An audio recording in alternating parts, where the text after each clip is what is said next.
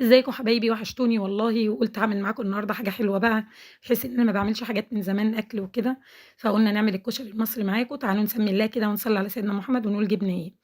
معانا كده الزيت، معانا المكرونة بتاعتنا، معانا شوية مكرونة كده فايضين في كيس، اللي هو المكرونة سباكيتي، ومعايا المكرونة العادية بتاعة الكشري، ومعايا ربع كوباية من الخل، ومعايا توم مهروس، ومعايا طبعًا توابل الكشري، دي توابل الرز، كزبرة ناشفة، سِنّة كمون، معلقة ملح كبيرة، معايا كده دي توابل الصلصة اللي بتدّي الريحة والطعم الجميل، بابريكا، شطة، كمون، كزبرة ناشفة، فلفل أسود، ملح، توم باودر، بصل باودر. معايا كده نُص كوباية من الشعرية، دي هتبقى للرز، ومعايا الرز هنا كوباية ونُص من الرز. كل المقادير دي بتبقى مع بعضها يعني إيه، متوازية مع بعضها جدًا، بحيث تطلّع معاكِ الكشري الحلة الواحدة يطلع مضبوط معاكِ وما فيش أي مشكلة فيه. ومعايا 3 بصلات دول اللي أنا هاقول لكم هنعمل بيهم إيه دلوقتي. وطبعًا التركاية الحلوة اللي هتخلّي الكشري في حتة تانية وريحته نفس المطعم هي البهارات. عندِك بهارات حواوشي، بهارات لحمة، بهارات 7 بهارات أو 11 بهار هتحطيه بيدّيكِ برضه الريحة بتاعة الكشري بتاع المحلات بالضبط. وهي دي التركاية اللي تخلّيه كشريكِ هو المحلات، عيالِك هيحبوه مش هيحبوا ياكلوه برّه تاني. هنبدأ كده ننزل ب4 معالق من الزيت أو 3 معالق صغيرين كبار، وفيهم الشعرية هنحمّرها وننزل بالرز طبعًا كوباية العدس هينزلنا بيها، دي صفّيناه كويس، أنا نقعته ساعة بالضبط لحد ما يبقى معايا بالشكل ده، وهابدأ أنزل بيه مع الرز مع الشعرية وأقلّب لحد ما يتشرّب الزيت ويبقى حلو. هابدأ أنزل بقى بالمكرونة بتاعتي برضه هتتشرّب مع الزيت اللي أنا حاطاه مع المكونات بتاعتي. شُفتوه هو كلّه في الحلة كده زي ما أنتم شايفين، لا خدت مواعين ولا استهلكت أي حاجة ولا وسّخ لي الدنيا. بدأت كده هانزل بقى بالمكرونة الأخيرة دي ومعلقة الملح، معلقة كبيرة طبعًا، وهانزل بقى والتوابل بتاعتي اللي أنا قُلت لكم عليها، كزبرة وسِنّة كمون، وهانزل بالمَيّة لحد ما تغطّي يعني المعلقة كده يا دوب. أو أنتِ عايزة تحطّي المقادير مضبوطة ومش عارفة تضبطي الرز معاكِ والحاجات دي، بتنزلي على قد المقادير اللي أنتِ حطّيتيها بمَيّة، مقادير مَيّة. يعني مثلًا لو 3 كوبايات، 4 كوبايات، بتحطّي 4 كوبايات مَيّة، وأنا حاطّة 3 كوبايات تقريبًا ونُص أو 4.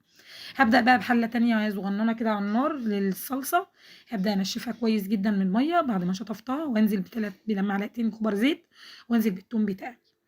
دي المقادير دي بالنظر كده، أنتِ ممكن تحطّي الزيت بالنظر، أنتِ هتحطّي على قد التوم اللي أنتِ حاطّاه. بدأت كده حمّرت التومة لحد ما ادّتني اللون الكويس اللي أنا حاباه، وادّتني اللون كده، هانزل بقى بالصلصة بتاعتي. أنا عاصرة كيلو من الطماطم، عاصراه كويس مسويّاه الأول، بعدين عاصراه ومصفيّاه زي ما أنتم شايفين. شايفين حبايبي لو عجبكم الفيديو بقى ما تنسوش الاشتراك، نزلت بالتوابل بتاعتي، الاشتراك في القناة، وشوفوا كده الفيديوهات وادّوا نظرة عليها، وحاولوا تدعموني بقى لإن أنا ما فيش دعم، فما باحبش أعمل من غير الدعم بصراحة. نزلت بمعلقتين من الصلصة اللي هي الصلصة العادية، عشان طبعًا أدّي للكشري التحميرة الحلوة للصلصة تخلّيه جميل.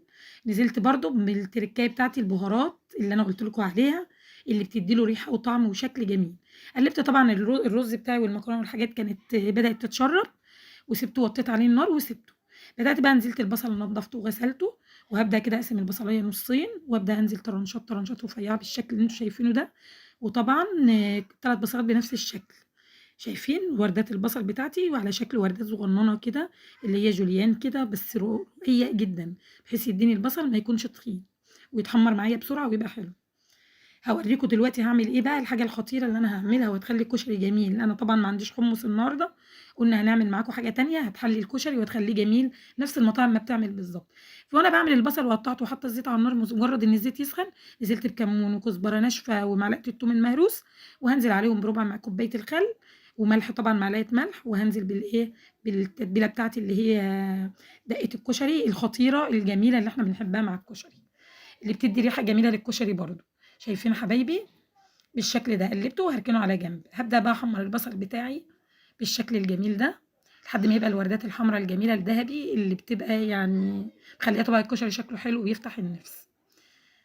ادعمونا بقى يا جماعة واعملوا لنا comment حلو وإعجاب من عندكم كده، عشان نحاول نعمل لكم فيديوهات تانية كتير تحبوها وتحبوا تتفرّجوا عليها.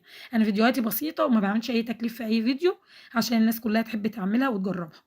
وده ما بياخدش معاكِ ربع ساعة الكشري ده أو 10 دقايق بالضبط، بتكوني عملتِ كل مكوناته في حلة واحدة وحلة الصلصة فقط. لا هتقعدي تحتاري ولا تعملي، هتبقي جاية متأخرة من مكان، جاية من شغلِك، عايزة تلحقي نفسِك تعملي أكل وتنجزي في السريع.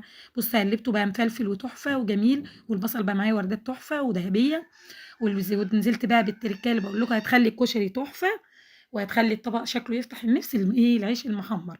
أنا ما عنديش حُمُّص النهارده بقى، فقُلنا نعمل الحاجة اللي هتعوّضنا ده.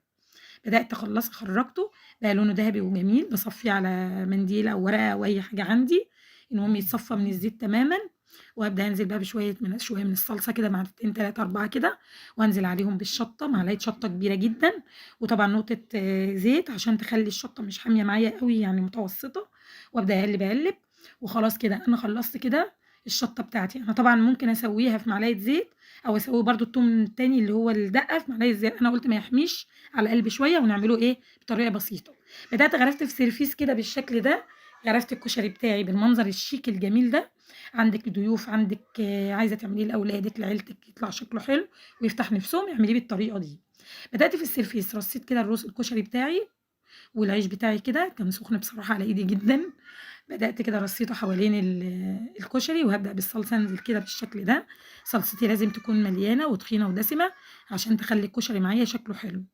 بدأت نزلت بيها بالشكل ده، جميلة الصلصة بصراحة، مسكّرة وجميلة، ممكن تحطّي تركاية برضه معلقة سُكّر بتسكّرها معاكِ وتخلّيها جميلة، والتوابل طبعًا جميلة معاكِ والبصل البودر على فكرة بيدّيها تسكيرة برضه. بدأت نزلت كده بالبصل، حبايبي أحلى كشري وأحلى جمال.